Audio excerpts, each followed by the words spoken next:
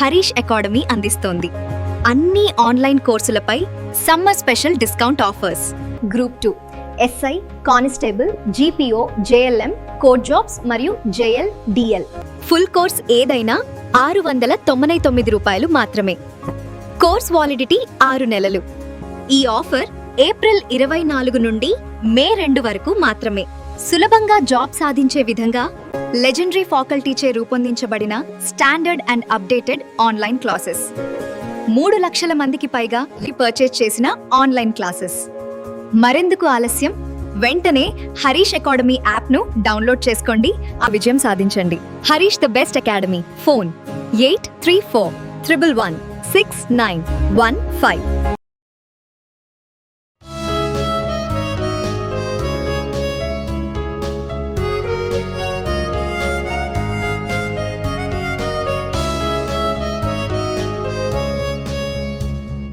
Harish, the best academy. Good evening everyone. Welcome to the Harish Academy. This is Pratap. Today we will discuss April 29th, 2026 current affairs in detail. ఇవాళ మన first topic UNESCO global geo parks. UNESCO global geo park network 12 కొత్త global geo పార్కులను ప్రకటించిన UNESCO 12 new global geo పార్క్స్ని announce చేసింది. UNESCO UNESCO అంటే ఏంటండి? మనం తెలుసుకున్నాం కదా చాలాసార్లు. United Nations educational, scientific and cultural organisation. United Nations educational, scientific and cultural organisation. దీని హెడ్ క్వార్టర్స్ ఎక్కడుందండి? Paris, France, right. మరి యునెస్కో గ్లోబల్ జియో పార్క్స్ని అనౌన్స్ చేస్తుంది. యునెస్కో గ్లోబల్ జియో పార్క్ నెట్వర్క్లో భాగంగా వివిధ దేశాల్లో ఉన్న ముఖ్యమైన భౌగోళిక ప్రదేశాలు, ముఖ్యమైన జియోగ్రఫికల్ సైట్స్ని జియో పార్క్స్గా ప్రకటిస్తుంది. మరి ఇక్కడ మనం ఫస్ట్ ఫోకస్ చేసింది జియో పార్క్ అంటే ఏంటో తెలుసుకోవాలా. మనకి ఎగ్జామ్ పాయింట్ ఆఫ్ వ్యూలో కొద్దిగా మనకి ఇది అండర్స్టాండింగ్ ఉండాలి. జియో పార్క్ అంటే ఏంటి? పేర్లోనే ఉంది. జియో అంటే భౌగోళికంగా సహజ సిద్ధంగా ఏర్పాటైన ప్రదేశాలు. ఉదాహరణకు కొండలు కావచ్చు. ఉదాహరణకు మీరు తీసుకుంటే ఎగ్జాంపుల్ ఆంధ్రప్రదేశ్లో ఎర్రమట్టి దిబ్బలు, విశాఖపట్నం ఆ ప్రాంతంలో ఎర్రమట్టి దిబ్బలు అని ఉంటాయి. అలానే తిరుపతిలోని శిలాతోరణం, తిరుమలలో ఉంటుంది కదండి శిలాతోరణం, తిరుమల గిరి కొండల్లో. అలానే ఇటీవల మనం ఒక టాపిక్ డిస్కస్ చేసుకున్నాం. కర్ణాటకలోని Yana caves, just few days back కర్ణాటకలోని యానా గుహలని geological survey of India geo heritage సైట్గా, జియో హెరిటేజ్ ప్రదేశంగా గుర్తించింది అని చెప్పేసి. మరి అటువంటి వాటిని ప్రపంచవ్యాప్తంగా చాలా ముఖ్యమైనవి, అక్కడ జీవ వైవిధ్య పరంగా, బయోడైవర్సిటీ పరంగా చాలా ముఖ్యమైన ఏరియాస్ని గ్లోబల్ జియో పార్క్స్గా యునెస్కో అనౌన్స్ చేస్తుంది. గుర్తుపెట్టుకోండి, ఇంటర్నేషనల్ లెవెల్లో డిక్లేర్ చేసేది జియో పార్క్స్ని యునెస్కో. మనకి నేషనల్గా జియో హెరిటేజ్ సైట్స్ అని ఉంటాయి.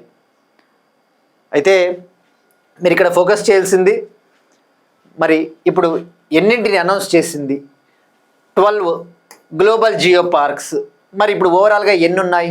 ప్రపంచవ్యాప్తంగా 51 దేశాలలో 241 గ్లోబల్ జియో పార్క్స్ ఉన్నాయి. 51 కంట్రీస్లో ఓవరాల్గా వీటితో కలిపి 241 జియో పార్క్స్ ఉన్నాయి. మనం లాస్ట్ ఇయర్ ఒక టాపిక్ డిస్కస్ చేసుకున్నామండి. ఎవరైతే లాస్ట్ 1 ఇయర్ నుంచి మన కరెంట్ అఫైర్స్ ఫాలో అవుతూ ఉంటారో వాళ్ళకి ఐడియా ఉంటుంది. ఏప్రిల్ 2025లో మనం ఒక టాపిక్ డిస్కస్ చేసుకున్నాం. ఇదే టాపిక్ సేమ్ ఇటువంటిదే. యునెస్కో కొత్తగా 16 గ్లోబల్ జియో పార్క్స్ని అనౌన్స్ చేసింది. తద్వారా వీటి యొక్క నంబర్ అనేది 229కి చేరుకునింది. 50 దేశాలలో వీటి యొక్క సంఖ్య 229కి చేరుకునింది అని చెప్పేసి అప్పుడు తెలుసుకున్నాం. మరి ఇప్పుడు ఒక 12 వచ్చాయి కదా, ఈ సంవత్సరంలో ఒక 12 యాడ్ అయ్యాయి. కాబట్టి 229 ప్లస్ 12 ఎంత? 241. సో ఇట్లా మనకి ఒకసారి లింకప్ ఐడియా ఉండాలండి. సో మరి అప్పుడు 50 కంట్రీల్లోనే ఉన్నాయి ఇవి. ఇప్పుడు 51 కంట్రీలు అంటే ఏంటి? ఒక కంట్రీలో ఒక కొత్త గ్లోబల్ జియో పార్క్ వచ్చింది. మరి అది ఎక్కడో తెలుసుకోవాలి మనం. ఫస్ట్ మీరు చూస్తే ఈ యొక్క ఒక new global geo park Tunisia దేశంలోని దహర్ జియో పార్క్. గుర్తుపెట్టుకోండి, టునీషియా యొక్క మొట్టమొదటి గ్లోబల్ జియో పార్క్ దహర్. ఇక మిగతా కంట్రీల్లో as usual China, France, Greece, Ireland, Japan, Malaysia, Portugal, Russia, Uruguay ఈ దేశాల్లోంచి కూడా కొన్ని జియో పార్క్స్ని సెలెక్ట్ చేసింది. అయితే ఇక్కడ వీటన్నిటి పేర్లు మనం గుర్తుపెట్టుకోవాల్సిన అవసరం లేదండి. ఎందుకంటే ఇప్పుడు మనకి నెంబర్ గుర్తుపెట్టుకుంటే సరిపోతుంది. ఎందుకంటే ఒక దేశం నుంచి ఇన్ని సెలెక్ట్ చేశారు అంటే మనకి ఐడియా గుర్తుపెట్టుకుంటాం. ఇప్పుడు ఇన్ని దేశాల నుంచి కొత్తగా 12 అంటే అంత అవసరం లేదు. బట్ వీలైతే గుర్తుపెట్టుకోండి, నేను చదువుతాను ఒకసారి. చైనాలో చంగ్షన్ అనే ఒక జియో పార్క్, అలానే చైనాలో మరొకటి మౌంట్ సిగునియాంగ్ జియో పార్కు, ఫ్రాన్స్లో టెర్రెస్ హెరాల్ట్ జియో పార్కు, గ్రీస్లో నిసిరోస్ జియో పార్కు, ఐర్లాండ్లో Joyce Country and Western Lakes geo park, జపాన్లో మైన్ అకియోషిదాయ్ కర్స్ట్ పీఠభూమి ప్లాట్యూ, మలేసియాలో లెంగాంగ్ జియో పార్కు, మరి మరొకటి మలేసియాలో సారావక్ డెల్టా జియో పార్కు, పోర్చుగల్లో అల్గర్ వెన్సిస్ జియో పార్కు, రష్యాలో తొరటౌ జియో పార్కు, తునీసియాలో దహర్ జియో పార్కు, ఉరుగ్వేలో Manantiales Serranos geo park. So కాబట్టి డెఫినెట్లీ హైలీ ఇంపాసిబుల్ గుర్తుపెట్టుకోవాల్సిన అవసరం కూడా లేదండి. కానీ ఇక్కడ మెయిన్గా కొత్తగా ఏ దేశంలో జియో పార్క్ వచ్చిందంటే టునీషియా, దహ్రాన్ గుర్తుపెట్టుకోండి. ఇది మీ యొక్క ఓపిక అండి, రివిజన్స్ను బట్టి ఆధారపడి ఉంటుంది. బట్ నా బాధ్యతగా నేను చెప్పడం అయితే జరిగింది. మరి ఎగ్జామ్లో ఎప్పుడైనా కూడా ఎలాంటి క్వశ్చన్స్ ఎలా అడుగుతున్నాడో ఆ ట్రెండ్స్ తెలియాలంటే వివిధ రాష్ట్రాల క్వశ్చన్ పేపర్లు, మన తెలుగు రాష్ట్రాల క్వశ్చన్ పేపర్లు, సెంట్రల్ ఎగ్జామ్స్ క్వశ్చన్ పేపర్స్ చూస్తే మీకు ఒక ఐడియా వస్తుంది ఎలా చదవాలి అని చెప్పేసి, రైట్? లేకపోతే ఊరినే మన ఇన్ఫర్మేషన్ అనేది లాట్ ఆఫ్ ఇన్ఫర్మేషన్ అయిపోతుంది. సో మరి ఇక్కడ మీరు ఫోకస్ చేస్తే UNESCO global geo park network కదా, ఎన్ని ఉన్నాయి? ప్రపంచవ్యాప్తంగా 51 దేశాల్లో 241 ఉన్నాయి. మరి మనం క్వశ్చన్ చేసుకోవాలా, ఇండియా నుంచి ఏమైనా ఉన్నాయా? అన్ఫార్చునేట్లీ, దురదృష్టవశాత్తు ఇండియాలో ఒక్క యునెస్కో గ్లోబల్ జియో పార్క్ కూడా లేదు. దేశవ్యాప్తంగా జియో హెరిటేజ్ సైట్లు ముఖ్యమైన ఉన్నాయి, ఎర్రమట్టి దిబ్బలు, తిరుమల శిలాతోరణము, కర్ణాటకలోని యానా కేవ్స్ అటువంటివి. కానీ యునెస్కో లిస్టులో మాత్రం ఇండియాలో ఒక్కటి కూడా లేదు ఇండియా నుంచి. అది గుర్తుపెట్టుకోండి, ఇది మోర్ ఇంపార్టెంట్ పాయింట్. మరి ఇక్కడ మీరు ఫోకస్ చేయాల్సింది ఈ యొక్క UNESCO global geo park network. ఈ ప్రోగ్రామ్ ఎప్పుడు స్టార్ట్ అయిందంటే 2015లో, రైట్? నెక్స్ట్ వన్, ఒక ఇంపార్టెంట్ టాపిక్ అండి. గవర్నమెంట్ ఆఫ్ ఇండియా ఒక కీలకమైన నిర్ణయం తీసుకునింది. ఆంధ్రప్రదేశ్లో కీలక ఖనిజాల processing park. Central government Andhra Pradesh అలానే మరో 3 రాష్ట్రాలలో కీలక ఖనిజాల ప్రాసెసింగ్ పార్క్స్ని ఏర్పాటు చేయబోతా ఉంది. సెంట్రల్ గవర్నమెంటు ఆంధ్రప్రదేశ్ అలానే 3 more స్టేట్స్, మరో 3 రాష్ట్రాలలో క్రిటికల్ మినరల్స్ ప్రాసెసింగ్ పార్క్స్ని ఏర్పాటు చేయబోతా ఉంది. మరి ఇక్కడ ఫస్ట్ మనం తెలుసుకోవాల్సింది క్రిటికల్ మినరల్ అంటే ఏంటో ఒకసారి తెలుసుకుందాం. చాలాసార్లు తెలుసుకుందామండి మనం. కీలకమైన ఖనిజాలు అంటే ఏంటివి? లిథియం, నికెల్, కోబాల్ట్, గ్రాఫైట్, ఇటువంటివి క్రిటికల్ మినరల్స్ అంటారు. మరి ఇవి చాలా ఇంపార్టెంట్ మనకి ఎలక్ట్రిక్ వెహికల్స్లో కావచ్చు, సెమీ కండక్టర్స్లో కావచ్చు, డిఫెన్స్ రంగము, ఏరోస్పేస్ రంగము, లిథియం అయాన్ బ్యాటరీస్లో, ఇటువంటి సెక్టార్లలో, ఇటువంటి రంగాల్లో వీటిని ఉపయోగిస్తారు. మరి ఇప్పుడు ఈ క్రిటికల్ మినరల్స్ మనకి ఇండియాలో తక్కువే. ఈ విధంగా చెప్పాలంటే ఎక్కువగా ఈ యొక్క ఫారిన్ కంట్రీస్ నుంచి మనము ఇంపోర్ట్ చేసుకుంటాము, దిగుమతి చేసుకుంటాము. ఉదాహరణకు అర్జెంటీనా, బొలీవియా, చిలీ, చైనా లాంటి దేశాల నుంచి మనం ఎప్పుడు కూడా దిగుమతి చేసుకుంటాం. మరి అయితే వాటిని ఇంపోర్ట్ చేసుకున్న తర్వాత మనము దిగుమతి చేసుకునేది ముడి కీలక ఖనిజాలు, రా క్రిటికల్ మినరల్స్. మరి వాటిని ప్రాసెస్ చేయాలి కదా, వాటిని శుద్ధి చేస్తేనే మనం వీటిని ఉపయోగించుకోగలము. అందుకోసం ఆ యొక్క ప్రాసెసింగ్ కోసం ఈ సెంటర్స్ని ఏర్పాటు చేయబోతున్నారు. ఎక్కడ ఏర్పాటు చేయబోతున్నారంటే ఆంధ్రప్రదేశ్, ఒడిషా, గుజరాత్, మహారాష్ట్రాల్లో ఏర్పాటు చేయబోతున్నారు. మరి వీటిని ఏ మిషన్ కింద ఏర్పాటు చేయబోతా ఉన్నారు? నేషనల్ క్రిటికల్ మినరల్ మిషన్ కింద ఏర్పాటు చేయబోతా ఉన్నారు. దీనికోసం సెంట్రల్ గవర్నమెంటు 500 crore కేటాయించింది. ఈ 4 రాష్ట్రాలలో ఈ యొక్క కీలక ఖనిజాల ప్రాసెసింగ్ పార్కులు ఏర్పాటు చేయడం కోసం 500 crore అలకేట్ చేసింది, కేటాయించింది అన్న విషయం గుర్తుపెట్టుకుంటే సరిపోతుందండి.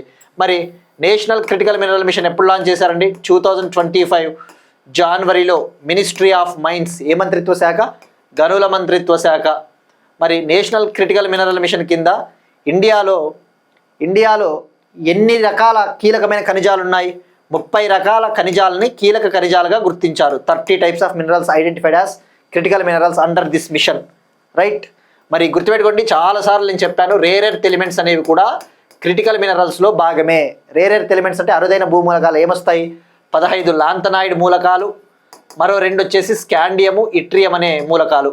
ఈ 17 మూలకాలు కూడా క్రిటికల్ మినరల్స్లో పార్ట్, భాగం అన్న విషయం గుర్తుపెట్టుకుంటే సరిపోతుందండి.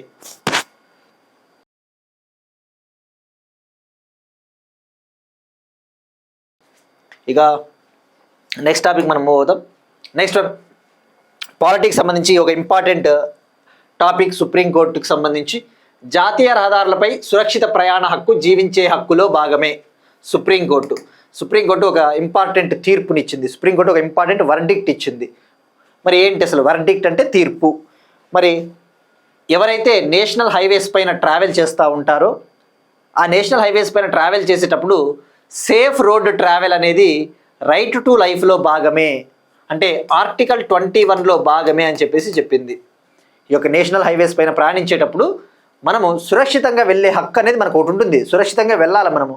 మరి ఆ సేఫ్ రోడ్ ట్రావెల్ అనేది ఆర్టికల్ 21 అయిన రైట్ టు లైఫ్ అంటే ఏంటి? జీవించే హక్కులో భాగం అని చెప్పేసి సుప్రీంకోర్టు చెప్పింది. దీనికి సంబంధించి వివిధ రాష్ట్రాలకు గైడ్ లైన్స్ కూడా, డైరెక్షన్స్ కూడా ఇవ్వడం జరిగిందండి.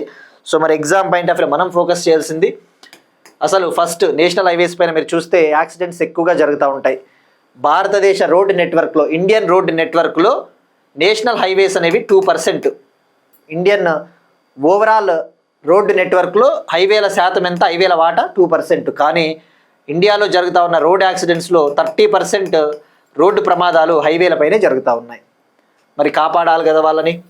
సో దానికోసం మరి ఏం చేస్తూ ఉంది? సుప్రీంకోర్టు గైడ్ లైన్స్ ఇచ్చింది. ఏమని చెప్పింది?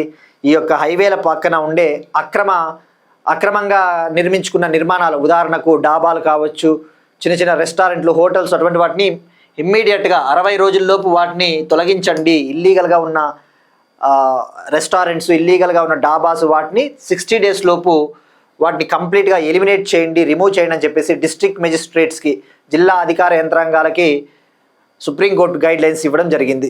మరి ఇక మీరు ఫోకస్ చేస్తే మరి అలానే ఇంకా ఏమని చెప్పిందంటే డిస్ట్రిక్ట్ హైవే సేఫ్టీ టాస్క్ ఫోర్స్ని ఏర్పాటు చేయండి అని చెప్పేసి చెప్పింది. డిస్ట్రిక్ట్ హైవే సేఫ్టీ టాస్క్ ఫోర్స్ని ఏర్పాటు చేయండి. తద్వారా ఈ యొక్క రోడ్డు ప్రమాదాలని, హైవేల పైన జరుగుతూ ఉన్న రోడ్డు ప్రమాదాలని పర్యవేక్షించవచ్చు, ఎప్పటికప్పుడు మానిటర్ చేయవచ్చు. మరి ఇక్కడ మీరు ఫోకస్ చేయాల్సింది ఆర్టికల్ 21 గురించి పాలిటీలో చదువుకుంటామండి. మనకి పార్ట్ 3 ఆఫ్ ద కాన్స్టిట్యూషన్, భారత రాజ్యాంగంలో 3వ భాగము ఫండమెంటల్ రైట్స్, ప్రాథమిక హక్కులు ఏముంటాయండి? ఆర్టికల్ 12 నుంచి ఆర్టికల్ 35 వరకు ప్రాథమిక హక్కులు కదా. అంటే ఏంటి? Right to life, right to freedom of speech, జీవించే హక్కు, స్వేచ్ఛా హక్కు, ఈక్వాలిటీ చట్టము, ఈక్వాలిటీ హక్కు, అటువంటివి, రైట్? మరి ఈ ఫండమెంటల్ రైట్స్ ఏమని పిలుస్తారండి? మనం పాలిటీలో చదువుకుంటాం, డైరెక్ట్గా అడుగుతాడు ఏ ఎగ్జామ్లోనైనా కానీ. భారత రాజ్యాంగంలో మ్యాగ్నా కార్టాగా ఏ భాగాన్ని పిలుస్తారు అంటాడు. Magna Carta of Indian constitution. Magna Carta అంటే ఏంటండి? మ్యాగ్నా కార్టా అనేది అంటే ఒక గొప్ప చార్టరు, ఒక గొప్ప పత్రము. ఇప్పుడు మనం ఏదైనా తయారు చేసేటప్పుడు కొన్ని హక్కుల పత్రాలని తయారు చేస్తాం కదా, డిక్లరేషన్స్, చార్టర్ అంటారు కదా, చార్టర్. మరి Magna Carta of Indian constitution అంటే ఫండమెంటల్ రైట్స్ పార్ట్ 3. అంటే వీటికి అంత ప్రాముఖ్యత ఉంది. ప్రజాస్వామ్యం సంరక్షించబడాలి అంటే ఈ ప్రాథమిక హక్కులని అంత కీలకము. So Magna Carta of the Indian constitution అంటే ఫండమెంటల్ రైట్స్ అన్న విషయం గుర్తుపెట్టుకోండి. సో మరి ఆర్టికల్ 21 ఏమని చెప్తుంది? Right to life, protection of the life and personal liberty in certain cases.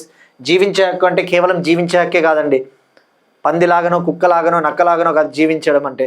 గౌరవప్రదంగా జీవించగలగాలి. Right to live with dignity, గౌరవప్రదంగా జీవించే హక్కు అనేది రైట్ టు లైఫ్లో భాగం అన్న విషయం గుర్తుపెట్టుకోండి. Next one states current affairs అండి. వివిధ రాష్ట్రాలు చేపడతా ఉన్న ముఖ్యమైన కార్యక్రమాలు. గ్రామీణ నీటి పథకాలకు 10 సంవత్సరాల వారంటీ హామీని ప్రవేశపెట్టిన ఉత్తరప్రదేశ్. గ్రామీణ నీటి పథకాలకు 10 సంవత్సరాల వారంటీ హామీని ప్రవేశపెట్టిన Uttar Pradesh government rural water schemes ఏవైతే ఉంటాయో రూరల్ వాటర్ స్కీమ్స్కి 10 years పాటు వారంటీ గ్యారంటీని ఇంట్రొడ్యూస్ చేసింది, ప్రవేశపెట్టింది. మరి ఏంటివి ఇవి? వీటిని ఏ పథకం కింద లాంచ్ చేసింది, ప్రవేశపెట్టింది అంటే జల జీవన్ మిషన్ కింద. జల జీవన్ మిషన్. మరి ఏంటి వారంటీ హామీ అంటే? ఇప్పుడు మనకి ఏదైనా ఒక ఏసీ కొన్నామనుకోండి, 1 year వారంటీ ఉంటుంది. అట్లనే ఈ యొక్క రూరల్ వాటర్ స్కీమ్స్ ఏవైతే ఉంటాయో ఇవి దురదృష్టవశాత్తు ఇటువంటి పథకాలని లాంచ్ చేస్తారు, కానీ కొంతకాలం తర్వాత అవి ఎఫెక్టివ్గా పనిచేయవు, ఆగిపోతాయి ఆ పథకాలు. సో మరి అట్లా కాకుండా ఎవరైతే రూరల్ ఏరియాస్లో ఈ వాటర్ ప్రాజెక్ట్స్ని ఎవరైతే చేపడతా ఉన్నారో ఆ కన్స్ట్రక్షన్ ఏజెన్సీస్ తప్పకుండా 10 years పాటు వాళ్ళు ఆ యొక్క ప్రాజెక్ట్స్ని మెయింటైన్ చేయాలి. రిపేర్ వస్తే వాళ్ళే బాధ్యత వహించాలి, అది వారంటీని. తద్వారా భారతదేశంలో గ్రామీణ నీటి పథకాలకు వారంటీని ప్రవేశపెట్టిన మొట్టమొదటి రాష్ట్రం అంటే Uttar Pradesh. First state in India to introduce warranty for the rural water schemes Uttar Pradesh. మరి ఇక్కడ మీరు ఫోకస్ చేస్తే దీన్ని ఏ పథకం కింద దీన్ని అనౌన్స్ చేశారు అంటే జల జీవన్ మిషన్లోని జల అర్పణ్ కార్యక్రమంలో భాగంగా, జల జీవన్ మిషన్ 2.0లో భాగంగా అమలవుతా ఉన్న జల అర్పణ్ కార్యక్రమంలో. మరి జల అర్పణ్ కార్యక్రమం ఏంటంటే మనం డిస్కస్ చేసుకున్నాం లాస్ట్ మంత్ అనుకుంటాను, ఐ థింక్ మార్చ్ ఆర్ ఫిబ్రవరి. ఏంటి జలార్పణం అంటే జనరల్గా గ్రామీణ ప్రాంతాలలో ఏవైతే ఈ యొక్క వాటర్ స్కీమ్స్, ఈ యొక్క తాగునీటి పథకాలు ఉంటాయో వాటిని నిర్వహించే బాధ్యత, వాటిపైన యాజమాన్యము అంటే ఓనర్షిప్ రైట్స్ అనేవి పంచాయతీలకు అలానే కమ్యూనిటీలకు, ప్రజలకు వెళ్తుంది. అంటే ఏంటి? రూరల్ డ్రింకింగ్ వాటర్ స్కీమ్స్ అటువంటి వాటిని మేనేజ్ చేసే బాధ్యత, అంటే వాటిని ఎప్పటికప్పుడు చూసుకునే బాధ్యత, మెయింటెనెన్సు ఎవరి బాధ్యత? అది పంచాయతీసు మరియు కమ్యూనిటీసు, ప్రజలు. అట్లా అది జలార్పణ. మరి జల్ జీవన్ మిషన్ ఏంటండి? దీని ముఖ్య ఉద్దేశం ఎప్పుడు లాంచ్ చేశారు? 2019లో ministry of Jal Shakti launch చేసింది. దీని ముఖ్య ఉద్దేశం ఏంటి? ఇండియాలోని రూరల్ హౌస్ హోల్డ్స్ ఏవైతే ఉంటాయో ఇండియాలోని గ్రామీణ ఇండ్లకు ఒక ట్యాప్ కనెక్షన్ ఇవ్వాలి, ఒక కుళాయి కనెక్షన్ ఇవ్వాలి. తద్వారా ఒక రోజుకు ఒక వ్యక్తికి 55 లీటర్ల నీటిని అందించాలి. ఈ యొక్క జల్ జీవన్ మిషన్ ముఖ్య ఉద్దేశం ఏంటి? రూరల్ ఇండ్లు ఏవైతే ఉంటాయో ఆ రూరల్ హౌస్ హోల్డ్స్కి ట్యాప్ వాటర్ కనెక్షన్ని ఇవ్వాలి. తద్వారా ఒక డేలో ఒక పర్సన్కి 55 లీటర్స్ వాటర్ని ఇవ్వాలి అన్నది జల్ జీవన్ మిషన్ ముఖ్య ఉద్దేశం. మరి జల్ జీవన్ మిషన్ 2.0ని పొడిగించారు, ఎక్స్టెండ్ చేశారు. ఎప్పటి వరకు? 2028 డిసెంబర్ వరకు. 2028 డిసెంబర్. మనం ఇవన్నీ కూడా క్లియర్గా తెలుసుకున్నాం ఆల్రెడీ ప్రీవియస్ క్లాసెస్లో. సో ఆస్పిరెంట్స్కి మరొకసారి రిక్వెస్ట్ అండి, ఎప్పుడైనా కూడా కంటిన్యూటీ పెట్టుకోండి. తప్పకుండా ఇలాంటి టాపిక్స్ అన్ని గతంలో నీట్గా కవర్ చేయడం జరిగి ఉంటుంది. మీరు ఇప్పటి నుంచి క్లియర్గా ఎవ్రీడే ఫాలో అవ్వండి. చాలా కంటిన్యూటీ ఉంటుంది, అంటే అది లింక్ మిస్ అవ్వదు. అదొక్కటి కేర్ఫుల్గా ఉండండి, ఎందుకంటే అది కరెంట్ అఫైర్స్ అనేది మనకి లింకింగ్ చాలా ముఖ్యము. ఇప్పుడు స్టాటిక్ సబ్జెక్ట్ ఉంది, స్టాటిక్ సబ్జెక్ట్స్కి లింక్ పెద్దగా అవసరం ఉండదు. అంటే ఎగ్జామ్ ముందర మీరు బుక్ చదువుకున్నా కూడా మనకు సరిపోతుంది. కరెంట్ అఫైర్స్కి మాత్రము అన్ని లింకింగే, చైన్ రియాక్షన్ మాదిరి. నెక్స్ట్ వన్, తెలంగాణకు చెందిన ఉమెన్ యూనివర్సిటీ న్యూస్లో ఉందండి. వీరనారి చాకలి ఐలమ్మ ఉమెన్స్ యూనివర్సిటీ ఒక రికార్డు సృష్టించింది. తెలంగాణలోని ఏకైక మహిళా విశ్వవిద్యాలయం వీరనారి చాకలి ఐలమ్మ మహిళా విశ్వవిద్యాలయము ఒక రికార్డు సృష్టించింది. ఆ రికార్డు ఏంటంటే దేశవ్యాప్తంగా ఉన్న మహిళా విశ్వవిద్యాలయాల్లో అద్భుతంగా బోధనా ప్రమాణాలు, పరిశోధనలు అటువంటి రంగాలలో చాకలి ఐలమ్మ యూనివర్సిటీ ఇండియాలోనే టాప్లో నిలిచింది. ఇండియాలోని ఉమెన్ యూనివర్సిటీస్లో వీరనారి చాకలి ఐలమ్మ యూనివర్సిటీ టాప్లో నిలిచింది. మరి ఎందుకు? ఏ సంస్థ నిర్వహించిన సర్వే అంటే ఎడ్యుకేషన్ వరల్డ్ ఆర్గనైజేషన్ నిర్వహించిన ఎడ్యుకేషన్ వరల్డ్ సర్వే 2026-27లో భాగంగా టాప్ ప్లేస్లో నిలిచింది. మరి ఏంటి అసలు ఇక్కడ ఈ యొక్క చాకలి ఐలమ్మ ఉమెన్స్ యూనివర్సిటీలో నీకు ఎడ్యుకేషన్ స్టాండర్డ్స్ అద్భుతంగా ఉన్నాయి, రీసెర్చ్ బాగుంది, ఫ్యాకల్టీలు ఎక్సలెంట్గా చెప్తా ఉన్నారు, ఇన్నోవేషన్ ఆవిష్కరణలు పాసిబుల్ అవుతా ఉన్నాయని చెప్పేసి. సో మరి సెకండ్ ప్లేస్లో ఏది ఉంది అంటే ఆంధ్రప్రదేశ్లోని పద్మావతి ఉమెన్ యూనివర్సిటీ. సో గుర్తుపెట్టుకోండి, తెలంగాణలో ఉన్న ఓన్లీ ఉమెన్ యూనివర్సిటీ ఒకే ఒక్క మహిళా విశ్వవిద్యాలయం చాకలి Ailamma women's university. Next one, ఇక ఆంధ్రప్రదేశ్ కరెంట్ అఫైర్స్ విషయానికి వస్తే ఒక ముఖ్యమైన టాపిక్ అండి. విశాఖలో ఇన్ఫోసిస్ క్యాంపస్, విశాఖపట్నంలో famous IT company, information technology company Infosys company ఒక పర్మనెంట్ క్యాంపస్ని ఏర్పాటు చేయబోతోంది, ఒక శాశ్వత క్యాంపస్ని. మరి దీని గురించి మనం తెలుసుకోవాల్సింది, ఎక్కడ ఏర్పాటు చేయబోతున్నారు, ఎంత ఇన్వెస్ట్మెంటు, ప్రభుత్వం ఎన్ని ఎకరాలు కేటాయించింది, ఎంతమందికి ఎంప్లాయ్మెంట్ వస్తుంది, అటువంటి బేసిక్ డీటెయిల్స్ అండి. సో మరి విశాఖపట్నంలో ఇన్ఫోసిస్ క్యాంపస్ ఏర్పాటు చేయబోతోంది. ఎక్కడ ఎగ్జాక్ట్గా అంటే విశాఖపట్నంలోని ఎందాడ అనే ప్రాంతంలో, ఎందాడ అనే విలేజ్ వద్ద. మరి దీనికోసం ఆంధ్రప్రదేశ్ గవర్నమెంట్ 20 ఎకర్స్ని కేటాయించింది, 20 ఎకరాలు కేటాయించింది. మరి ఇది 750 crore ప్రాజెక్ట్, ఇది 750 కోట్ల ప్రాజెక్టు, 750 కోట్ల ప్రాజెక్టు. దీన్ని 10,000 సీట్లతో, 10,000 సీటింగ్ కెపాసిటీతో దీన్ని నిర్మిస్తూ ఉన్నారు. అంటే ఇందులో 10,000 సీటింగ్ కెపాసిటీ ఉంటుంది. తద్వారా నియర్లీ 7,000 జాబ్స్, 7,000 జాబులు కూడా సృష్టించబడబోతూ ఉన్నాయి. మరి ఇక్కడ ఫోకస్ చేయాల్సింది, ఆంధ్రప్రదేశ్ ప్రభుత్వము 20 ఎకర్స్ కేటాయించింది కదా, ఒక్కొక్క ఎకరాని 99 పైసలకే లీజుకి ఇవ్వడం జరిగింది.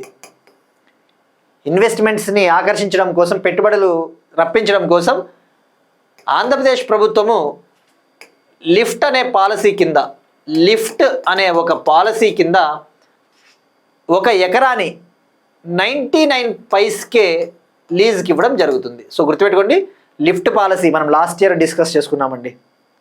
ఆంధ్రప్రదేశ్ ప్రభుత్వం లాస్ట్ ఇయర్ ఒక లిఫ్ట్ పాలసీ అనేది లాంచ్ చేసింది. Land incentive for tech hubs policy 2024-29, land incentive for tech hubs policy 2024-29, అంటే 2024 నుంచి 2029 వరకు ఇది అమల్లో ఉంటుంది. ఈ పాలసీలో భాగంగా ఆంధ్రప్రదేశ్లో ఐటీ కంపెనీలు, అలానే గ్లోబల్ క్యాపబిలిటీ సెంటర్స్, వీటిని ఆకర్షించడం కోసం ఎకరా భూమిని 99 పైసలకే ఇవ్వడం జరుగుతుంది. సో ఇది అండి ఇన్ఫోసిస్ క్యాంపస్. ఇక విశాఖపట్నంలో ఆల్రెడీ టీసీఎస్ క్యాంపస్ ఏర్పాటు అవుతా ఉంది, కాగ్నిజెంట్ క్యాంపస్, ఇది కూడా IT company, Cognizant, TCS IT company, right.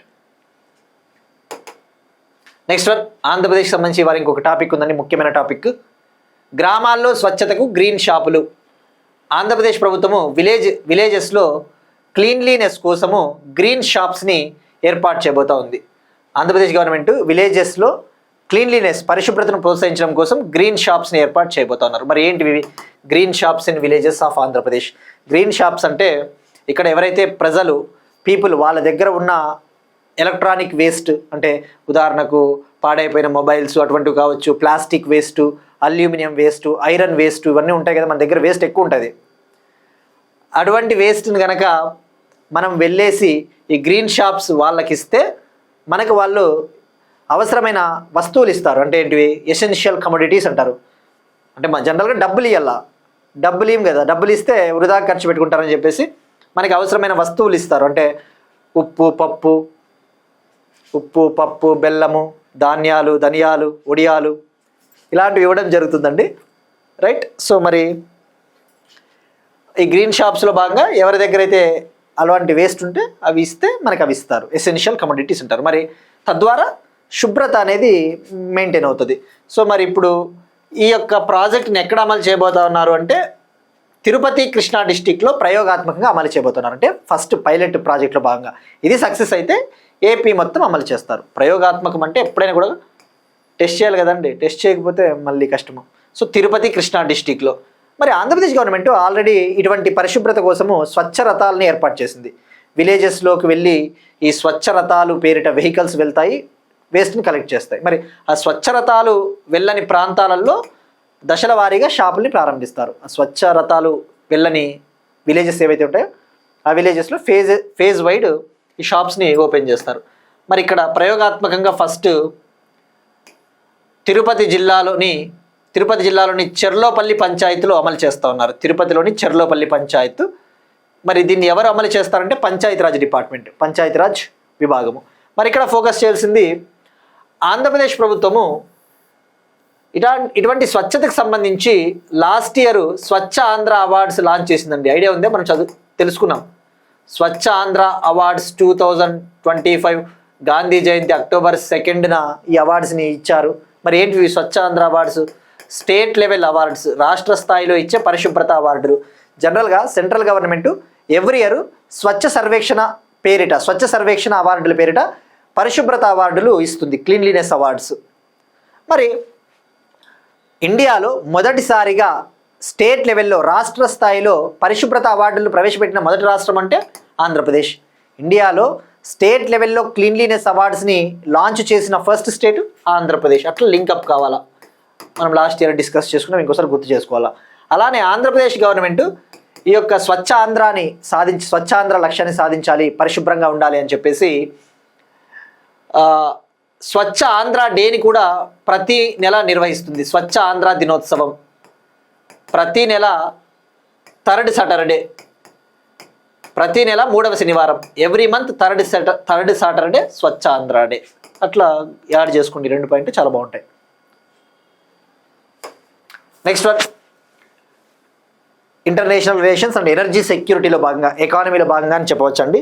At the same time international రిలేషన్స్లో టాపిక్ అని చెప్పవచ్చు ఇది. ఒపెక్ నుంచి వైదొలగనున్న United Arab Emirates country. OPEC నుంచి వైదొలగనున్న United Arab Emirates country. OPEC అంటే ఏంటండి? ఇది ఒక అంతర్జాతీయ సంస్థ. మనకి ఏ విధంగా అయితే సార్క్, బిమ్స్టెక్, బ్రిక్స్, ఏషియా అటువంటి ఉన్నాయో, ఇది ఒక అంతర్జాతీయ ముడి చమురు ఎగుమతిదారుల దేశాల కూటమి. ముడి చమురు ఎగుమతి దేశాల కూటమి. ముడి చమురు ఎగుమతి దేశాల కూటమి. International organization of crude oil exporting countries. It is an organization of crude oil exporting countries. అంటే ఇప్పుడు ప్రపంచవ్యాప్తంగా కొన్ని దేశాలలో ఈ క్రూడ్ ఆయిల్, ముడి చమురు ఎక్కువగా ఉంటుంది. మరి ఆ ముడి చమురుని ఉత్పత్తి చేసి విదేశాలకు పంపించాలి కదా, దానికోసం కొన్ని కంట్రీలు ఒపెక్గా ఫార్మ్ అయ్యాయి. మరి ఇప్పుడు అటువంటి ఒపెక్ నుంచి వీళ్ళు బయటకు వస్తామని చెప్పేసి చెప్పారు యుఏఈ. దాదాపు 60 ఏళ్ళు ఆ గ్రూప్లో ఉన్న తర్వాత ఇప్పుడు బయటకు వస్తూ ఉన్నారు. మరి ఏంటి అసలు? ఫస్ట్ ఇక్కడ ఒపెక్ గురించి తెలుసుకోవాలి. ఒపెక్లో మెంబర్ కంట్రీస్ ఎవరు ఉంటారు అటువంటివి. ఒపెక్ అనేది ఇందాక చెప్పినట్టు ముడి చమురు ఎగుమతి దేశాల కూటమి. జనరల్గా దీని ముఖ్య ఉద్దేశం ఏంటి? లక్ష్యం, ఆబ్జెక్టివ్. ఇప్పుడు జనరల్గా మనం చూస్తూ ఉన్నాం వెస్ట్ ఏషియా క్రైసిస్, పశ్చిమాసియా సంక్షోభము. దీనివల్ల ఏమైపోతూ ఉంది? ఆయిల్ ధరలు పెరిగిపోతూ ఉన్నాయి. ఈ ఒపెక్ ఏం చేస్తుందంటే ప్రపంచవ్యాప్తంగా ఈ ఆయిల్ ధరల్ని స్టేబుల్గా ఉంచాలి. ఈ ఆయిల్ ధరలను స్థిరంగా ఉంచాలి. ఎక్కువ పోకూడదు, ఆయిల్ ధరలు తక్కువ పడిపోకూడదు. తక్కువ పడిపోయినా వీళ్ళు నష్టపోతారు, ఎక్కువైనా మనం నష్టపోతాము. రైట్? సో మరి ఈ కాంటెక్స్ట్లో మనం ఏం చేయాలి? లిమిట్స్ విధిస్తుంది, పరిమితులు విధిస్తుంది. ఇంత ప్రొడ్యూస్ చేయండి, మీరు ఇంత ఉత్పత్తి చేయండి, తద్వారా రేట్లు అనేవి బ్యాలెన్స్ ఉంటాయని. మరి అటువంటి ఒపెక్ అనేది ప్రొడక్షన్ పైన లిమిట్స్ విధిస్తుంది. సో ఇప్పుడు ఆ పరిమితులు విధించడం వల్ల, ఆ ఆయిల్ ఉత్పత్తి పైన లిమిట్స్ విధించడం వల్ల, ఆంక్షలు విధించడం వల్ల యుఏఈ మేము బయటకు వస్తాము, మాకు సౌదీ అరేబియాతో కూడా సంబంధాలు బాగలేవు, ఎందుకంటే సౌదీ అరేబియా కూడా ఒపెక్లో మెంబరే, సో మాకు సౌదీ అరేబియాతో కూడా పడట్లేదు, మేము బయటకు వస్తామని చెప్పేసి యుఏఈ చెప్పింది. సో ఈ కాంటెక్స్లో తెలుసుకోవాల్సింది ఒపెక్లో ఎన్ని కంట్రీలు ఉంటాయి, ఎప్పుడు ఏర్పాటైంది. ఒపెక్లో 12 కంట్రీస్ ఉంటాయండి, గుర్తుపెట్టుకోండి 12. మరి ఇండియా మెంబర్ అంటే ఇండియా మెంబర్ కాదు. ఈవెన్ దో ఇండియా కూడా కొద్దిగా ఆయిల్ ప్రొడ్యూస్ చేయొచ్చు, బట్ మనమైతే మెంబర్ కాదు. ఇండియా మెంబర్ కాదు అన్న విషయం గుర్తుపెట్టుకోండి, అది చాలా ఇంపార్టెంట్. ఎన్ని ఉంటాయండి? 12 కంట్రీలు. మరి ఎప్పుడు ఏర్పాటైందంటే 1960లో ఏర్పాటైంది. ఇరాక్లో జరిగిన బగ్దాద్ కాన్ఫరెన్స్, ఇరాక్లో జరిగిన బాగ్దాద్ సమావేశంలో ఏర్పాటైంది. మరి దీన్ని ఏర్పాటు చేసిన దేశాలు Iran, Iraq, Kuwait, Saudi Arabia, Venezuela. ఇవి ఫౌండింగ్ కంట్రీస్, వ్యవస్థాపక దేశాలు. మరి ఇక్కడ మీరు ఫోకస్ చేయాల్సింది అలానే ఒపెక్ ప్లస్ అని ఒకటి ఉంటుంది. ఒపెక్ ప్లస్, ఈ ఒపెక్ ప్లస్ నుంచి కూడా మేము బయటకు వచ్చేస్తామని చెప్పేసి యుఏఈ చెప్పింది. మరి ఒపెక్ ప్లస్ అంటే ఏంటి? ఒపెక్ ప్లస్లో ఒపెక్ దేశాలతో పాటు మరో 10 దేశాలు ఉంటాయి. ఒపెక్ ప్లస్లో ఒపెక్ కంట్రీస్ 12, మరో 10 కంట్రీస్, 22 కంట్రీస్ ఉంటాయి ఒపెక్ ప్లస్. ఆ విషయం గుర్తుపెట్టుకోండి. ఇది లాస్ట్ ఇయర్ మనం డిస్కస్ చేసుకున్నాం. లాస్ట్ ఇయర్ కాదు, ఇయరే. నీకు American president Donald Trump Venezuela పైన అటాక్ చేసి వెనిజులా ప్రెసిడెంట్ నికోలస్ మడురోని క్యాప్చర్ చేశాడు కదా, ఆయన్ని, ఆయన భార్యని బంధించారు. అప్పుడు మనము ఒపెక్ ప్లస్ గురించి తెలుసుకున్నాం నీట్గా. నేను చెప్పినా కదా, నిన్న కూడా చెప్పినా మీకు. ఇవన్నీ కూడా రిపీట్ అవుతూ ఉంటాయండి, మళ్ళీ పదే వస్తూ ఉంటాయి. మనం ఒకసారి నీటికి నోట్స్ రాసుకుంటే ఈజీ. మరి ఇక్కడ మీరు ఫోకస్ చేస్తే ఒపెక్లో మెంబర్స్ ఒకసారి తెలుసుకుందామండి. ఒపెక్లో మీరు చూస్తే సౌత్ అమెరికా నుంచి కొన్ని కంట్రీలు ఉన్నాయి, ఆఫ్రికా కంట్రీలు ఉన్నాయి, ఆసియా కంట్రీలు ఉన్నాయి. ఈ 3 ఖండాలకు చెందిన దేశాలు ఉన్నాయన్న విషయం గుర్తుపెట్టుకోండి. మరి అవి ఏవి? Venezuela, Ecuador. సౌత్ అమెరికా నుంచి వెనిజులా, ఈక్వెడారు, ఇవి ఒపెక్ దేశాలు. ఇక ఆఫ్రికా నుంచి అల్జీరియా, లిబియా, నైజీరియా, అంగోలా. ఇక ఆసియా నుంచి Iraq, Kuwait, Iran, Qatar, Saudi Arabia, UAE. ఎన్ని కంట్రీలు అయినండి? 1, 2, 12 అయినాయి కదా. 1, 2, 3, 4, 5, 6, 7, 8, 9, 10, 11, 12 12 దేశాలు ఉన్నాయి. ఇవన్నీ గుర్తుపెట్టుకోవాలంటే ఇక్కడ ఆస్పిరెంట్స్కి నేను మరొకసారి చెప్పేది ఏంటంటే అండి, ఇప్పుడు ఇవన్నీ గుర్తుపెట్టుకోవాలా, 12 దేశాలు కూడా గుర్తుపెట్టుకోవాలా అంటే ఆస్పిరెంట్స్ యొక్క స్మార్ట్ వర్క్ పైన ఆధారపడి ఉంటుంది. ఇప్పుడు జనరల్గా యూపీఎస్సి, ఏపీ తెలంగాణ గ్రూప్ 1 తీసుకున్నా, అలానే ఏపీ తెలంగాణ గ్రూప్ 2 తీసుకున్నా, వీటిలో మీరు సిలబస్ అబ్జర్వ్ చేయండి. ఫస్ట్ కాంపిటేటివ్ ఎగ్జామ్స్కి మీరు ప్రిపేర్ అవుతున్నారంటే అభ్యర్థులకి సిలబస్ పైన పట్టు ఉండాలి. సిలబస్లో ఏం వర్డ్ ఉంది, అందులో ఇంటర్నేషనల్ రిలేషన్స్ అని మెన్షన్ చేసి ఉంటాడు. అంతర్జాతీయ సంబంధాల్లో ఈ గ్రూప్స్ గురించి మీరు కంప్లీట్గా తెలుసుకోవాలా. ఆసియాను, సార్క్, బ్రిమ్స్టెక్ అటువంటివి. ఎందుకంటే స్టేట్మెంట్స్ ఇస్తాడండి, ఓ 3-4 స్టేట్మెంట్లు ఇచ్చి కింది వాటిలో ఏమి నిజం అంటాడు. డైరెక్ట్గా వాడే మీ OPEC ఎప్పుడు ఏర్పాటైందని చెప్పి సింపుల్గా ఈడు. సో మరి గుర్తుపెట్టుకొని తీరాల్సిందే. లేదు నేను ఒకవేళ like RRB, SSC, DSC, NTPC exams, అటువంటి ఎగ్జామ్స్కి మేము ప్రిపేర్ అవుతున్నాము అంటే ఇంత చదవాలా వద్దా అనేది అది మీ చేతుల్లో ఉంటుందండి. బట్ రిస్క్ తీసుకోవద్దండి, చదవండి, తప్పులేదు. గుర్తుపెట్టుకోవడానికి నెంబర్ ఆఫ్ రివిజన్స్ పడితే ఈజీగా గుర్తుంటాయి. మరి ఇవన్నీ ఎప్పుడు తెలుస్తాయంటే అండి, క్వశ్చన్ పేపర్స్ మీరు ప్రీవియస్ ఇయర్స్ పేపర్స్ చూసారనుకుందామండి. సింపుల్ ఎగ్జాంపుల్, మీకు ఇందులో ఇండియా మెంబర్ కాదన్న ఒక్క విషయం గుర్తుంటే చాలు. మీకు అదొక్క బ్రెయిన్లో అదొక్క పాయింట్ గుర్తున్నా వాడు ఆప్షన్స్లలో ఇస్తాడు. OPECలో ఏవి సభ్య దేశాలు అని చెప్పేసి ఇరాకు, వెనిజులా అట్లా ఇచ్చి ఇండియా కూడా ఇస్తాడు. 1 and 2 correct, 2 and 3 correct, all are correct, అన్నీ నిజము అంటాడు. అప్పుడు ఇండియా మెంబర్ కాదన్న ఒక్క పాయింట్ నీకు గుర్తుంటే ఎక్కడో చోట ఆప్షన్లో తొలగించవచ్చు. అది స్మార్ట్ వర్క్ అవుతుంది. So depends upon what kind of exam you're preparing, that అది డిసైడ్ చేస్తుంది మీరు ఏ టైప్ ఆఫ్ ఎగ్జామ్ ప్రిపేర్ అవుతున్నారనే దాన్ని బట్టి మీరు కంప్లీట్గా చదువుకోవాలి. కానీ కరెంట్ అఫైర్స్ని హోలిస్టిక్గా చదువుకోండి. ఏ ఎగ్జామ్ అనేమి చూడొద్దండి. నీట్గా ప్రతిదీ గుర్తుపెట్టుకోవడానికి ట్రై చేయండి. చెప్పలేం, వాడు ఆర్ఆర్బి లాంటి ఎగ్జామ్లలో కూడా, ఆర్ఆర్బి, డిఎస్సి లాంటి ఎగ్జామ్లలో కూడా స్టేట్మెంట్స్ ఇవ్వచ్చు, మనము చెప్పనీకి లేదు. ఇవన్నీ తెలియాలంటే previous year question papers trends చూడాలండి. కొద్ది కాలం కలిసి రావాలి ఆ పొద్దుకి మనకి క్వశ్చన్ పేపర్ ఎట్లుంటుందని. ఇక OPEC ప్లస్ విషయానికి వస్తే, OPEC ప్లస్లో ఇందాక చెప్పినట్టు ఇవి కూడా ఆయిల్ ఎక్స్పోర్టింగ్ దేశాలే, ఆయిల్ ఎగుమతి దేశాలే. మరి ఇది ఎప్పుడు ఫార్మ్ అయింది? OPEC ప్లస్ అనేది 2016లో ఫార్మ్ అయింది, 2016. ఇందులో 22 ఉంటాయి. మరి ఆ OPEC ప్లస్లో మెయిన్గా మనకి రష్యా ఉంటుందండి. OPEC ప్లస్లో Russia, Mexico, Kazakhstan, Malaysia, South Sudan, Oman, Bahrain, Azerbaijan, Brunei ఇటువంటివి ఉంటాయి. రష్యా మెంబర్ అన్న విషయం గుర్తుపెట్టుకోండి సరిపోతుంది, మేజర్ కంట్రీ కాబట్టి OPEC ప్లస్లో. నెక్స్ట్ వన్, ఎన్విరాన్మెంట్కి సంబంధించి జీవ వైవిధ్య పాలనను బలోపేతం చేయడానికి 5 సంవత్సరాల ప్రాజెక్ట్. జీవ వైవిధ్య పాలనను బలోపేతం చేయడానికి 5 సంవత్సరాల ప్రాజెక్టు. తమిళనాడు, మేఘాలయలో బయోడైవర్సిటీ గవర్నెన్స్ను స్ట్రెంగ్థెన్ చేయడం కోసం, బలోపేతం చేయడం కోసం 5-year ప్రాజెక్ట్ని లాంచ్ చేశాయి ఎన్విరాన్మెంట్ మంత్రిత్వ శాఖ మరియు national biodiversity authority. Environment ministry మరియు నేషనల్ బయోడైవర్సిటీ అథారిటీ లాంచ్ చేశాయి. ఏంటి అసలు తమిళనాడు మేఘాలయ కోసం అంటే జీవ వైవిధ్య పాలన అంటే ఏంటి? Biodiversity governance. మనకి పరిపాలనలో పంచాయతీల పాత్ర కీలకము. మరి పంచాయతీల అభివృద్ధి ప్రణాళికల్లో జీవ వైవిధ్యాన్ని అంటే చెట్లు, పుట్టలు, మొక్కలు ఇటువంటి వాటిని కూడా రక్షించడానికి ప్రణాళికలు రచించాలి. తద్వారా పంచాయతీల పాత్రను జీవ వైవిధ్య సంరక్షణలో బలోపేతం చేయాలన్న ఉద్దేశంతో ఈ ప్రాజెక్టుని లాంచ్ చేశాయి.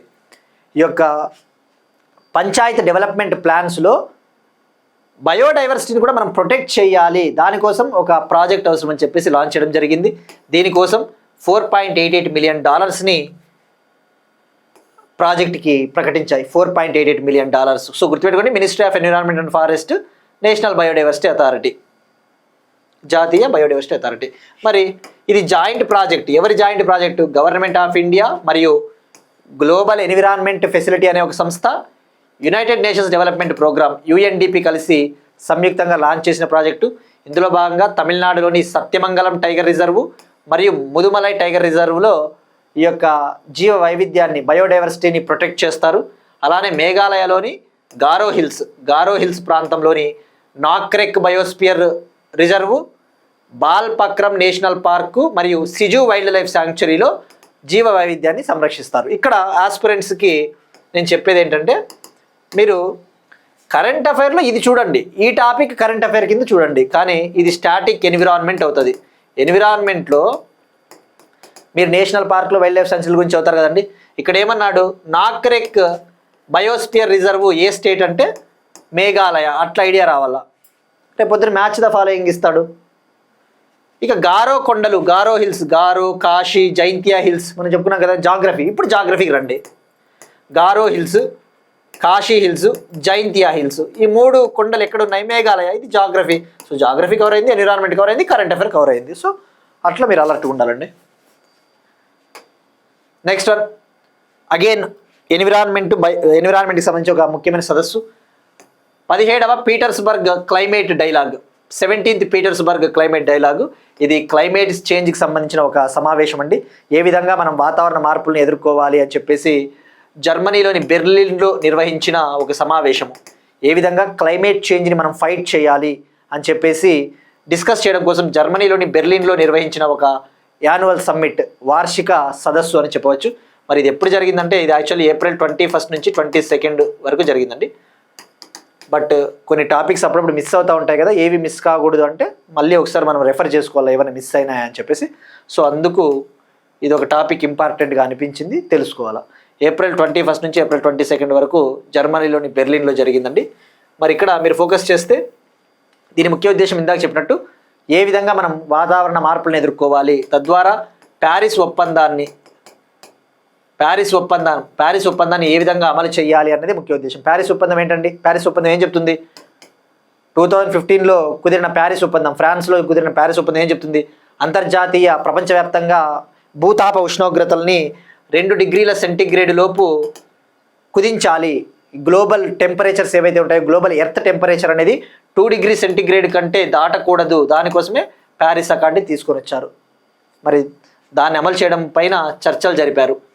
మరి దీన్ని ఎవరు నిర్వహించారు అంటే జర్మనీ గవర్నమెంటు మరియు తుర్కీ దేశ ప్రభుత్వం, టర్కీ కంట్రీ మరియు ఆస్ట్రేలియా కంట్రీ సహకారంతో దీన్ని నిర్వహించారు. మరి తుర్కీ, ఆస్ట్రేలియా ఎందుకు సహకారం అందించాయంటే, ఈ సంవత్సరం COP31 సదస్సు జరగబోతోంది కదా, United Nations framework convention on climate చేంజ్కి 31వ COP సదస్సు జరగబోతోంది. ఎక్కడ? తుర్కీలోని అంటల్యాలో జరగబోతా ఉంది. మరి ఈ సమావేశానికి అవసరమైన సహాయము, సలహాలు అందించే దేశం ఏది అంటే ఆస్ట్రేలియా. మరి ఈ యొక్క పీటర్స్బర్గ్ క్లైమేట్ డైలాగ్ అనేది ఎప్పుడు స్టార్ట్ అయిందంటే 2010లో స్టార్ట్ అయిందండి. 2010లో స్టార్ట్ చేసింది జర్మనీ ప్రభుత్వం. ఇది ఎవ్రీ ఇయర్ జర్మనీలోనే జరుగుతుంది, ప్రతి సంవత్సరం జరుగుతున్న విషయం గుర్తుపెట్టుకోండి. ఇక్కడ పీటర్స్బర్గ్ అంటే రష్యా అని కన్ఫ్యూజ్ అవ్వద్దండి. రష్యాలో ఉండేది సెయింట్ పీటర్స్బర్గ్ రష్యాలో ఉండే ఒక సిటీ. పీటర్స్బర్గ్ అనేది జర్మనీలో ఉండే ఒక సిటీ పేరు. సెయింట్ అంటే రష్యా.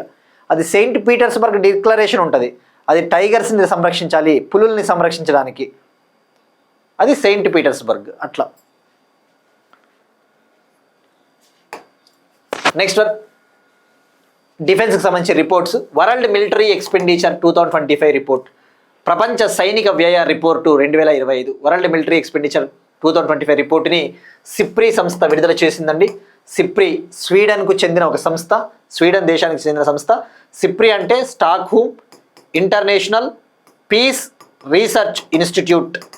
మరి ఎవ్రీ ఇయర్ ప్రపంచవ్యాప్తంగా ఈ యొక్క మిలిటరీ వ్యయానికి సంబంధించి ఏ దేశం ఎక్కువగా మిలిటరీ పైన ఖర్చు చేస్తూ ఉంది, ఎక్స్పెండిచర్ చేస్తూ అని చెప్పేసి రిపోర్ట్ విడుదల చేస్తుంది.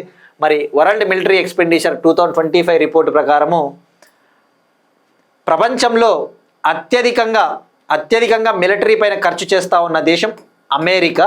ఇండియా 5th ప్లేస్లో ఉంది. వరల్డ్లో హైయెస్ట్గా మిలిటరీ పైన ఎక్స్పెండిచర్ ఖర్చు చేస్తూ ఉన్న దేశం అమెరికా, ఇండియా 5th ప్లేస్.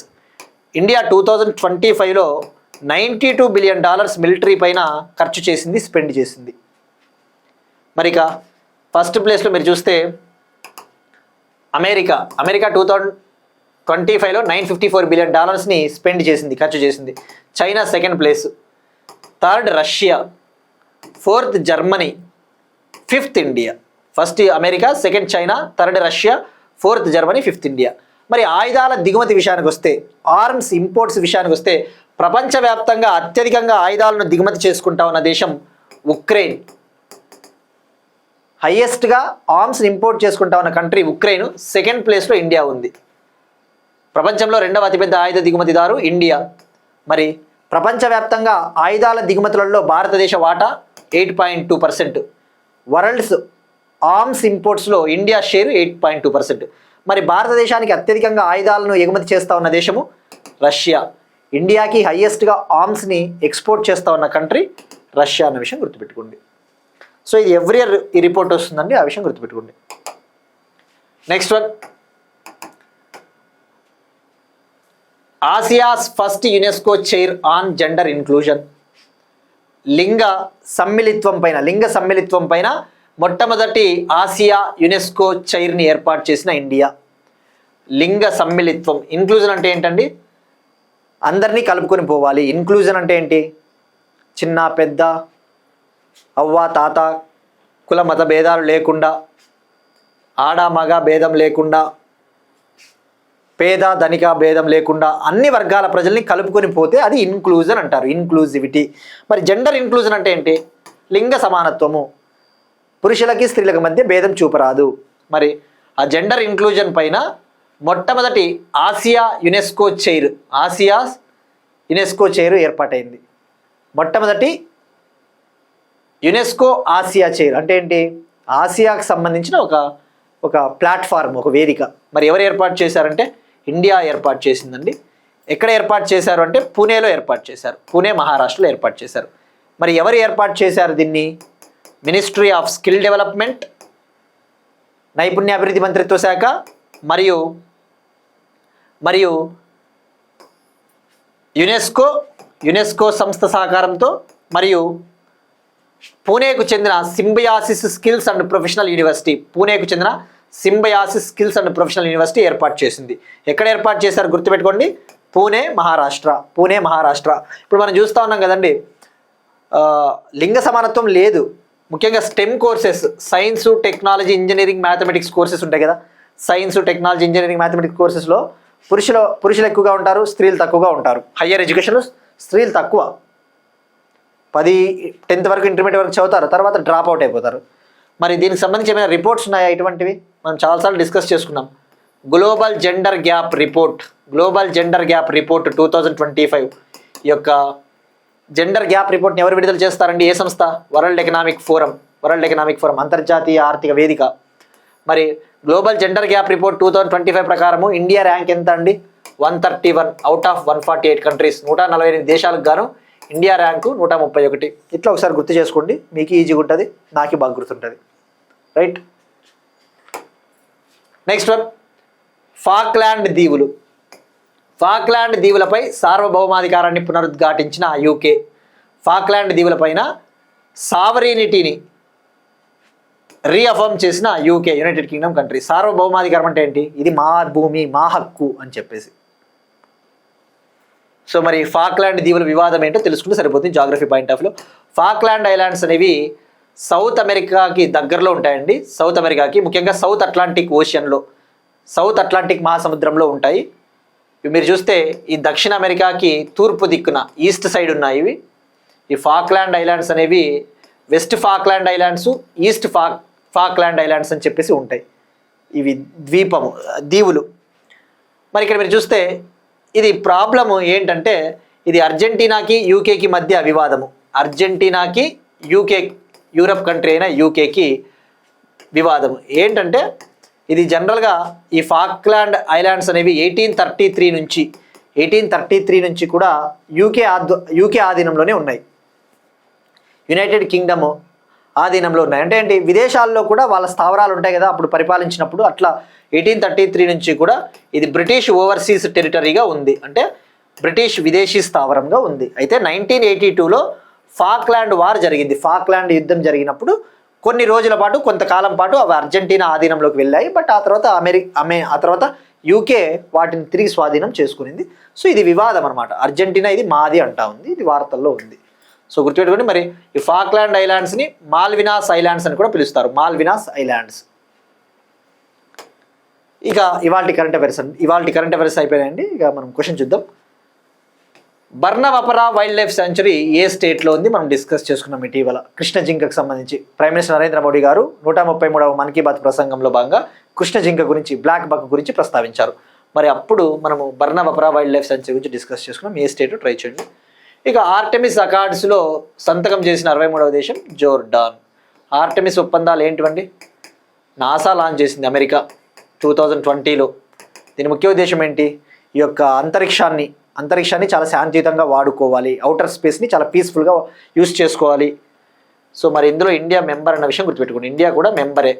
ఈ ఆర్టెమిస్ ఒప్పందాలు అనేవి చట్టబద్ధమైనవి కాదు, అంటే కంపల్సరీ వీటిని పాటించాల్సిన రూల్ ఏం లేదు. Non binding. ఇవి వాటి కరెంట్ అఫైర్స్ అండి. మనం ఒకసారి క్విక్గా రీక్యాప్ చూద్దాం.